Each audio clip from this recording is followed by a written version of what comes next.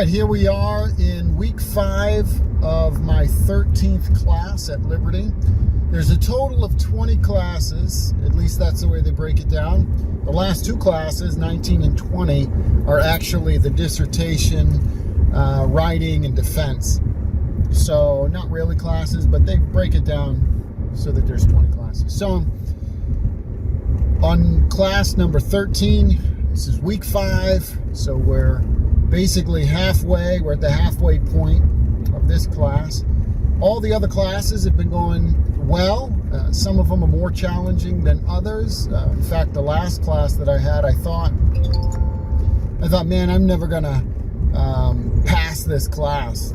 I remember it was week 1 and day 3, and I thought, oh, I'm never gonna do this. It was so difficult. It was a challenging class, but at the end of the day, I passed. I passed with a good grade. So it was a challenging class, but a good class. This class so far has been certainly not as challenging.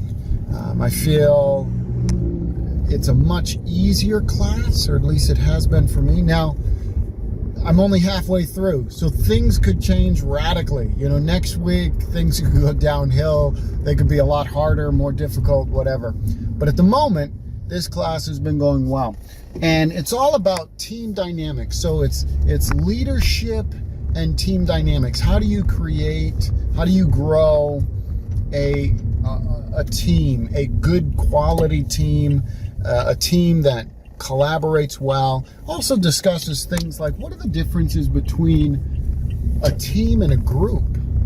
And at first, there's a lot of overlap, right? There's some similarities, but this class has been drawing out the fact that there are differences.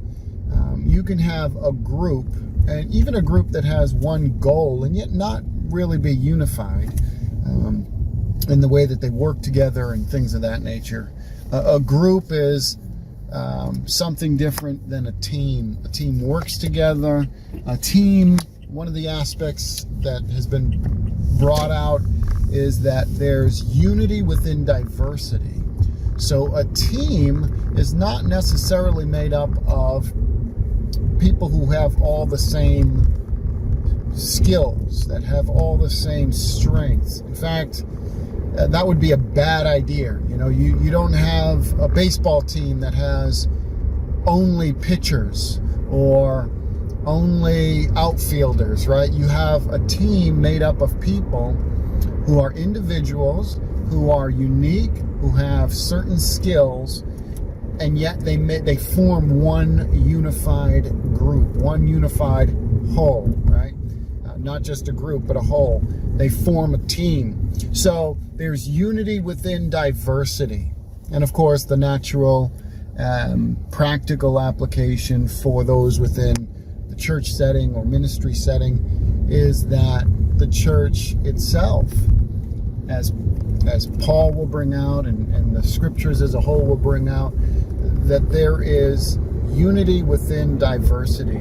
We have different talents, we have different skills, we have different gifts that God has blessed us with, and yet we have one ultimate goal, that is certainly to glorify God, to bring the message of salvation to this world, present the gospel. But again, there's that unity within diversity. So class is going well. This one seems to be a little easier, at least at the moment. And we'll see how the rest of these classes continue to progress. We'll talk to you later.